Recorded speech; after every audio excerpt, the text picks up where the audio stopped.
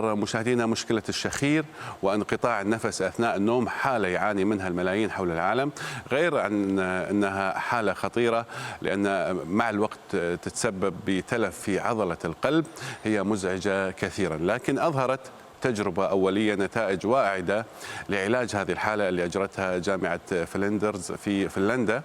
هذه الدراسة أيضا مشاهدينا راح تساعد في فهم أسباب انقطاع التنفس أثناء النوم. لحد هذا اليوم ما في أي علاج إلا جهاز معروف باسم CPAP بيتم وضعه على الأنف والفم، لكنه مزعج جدا للشخص.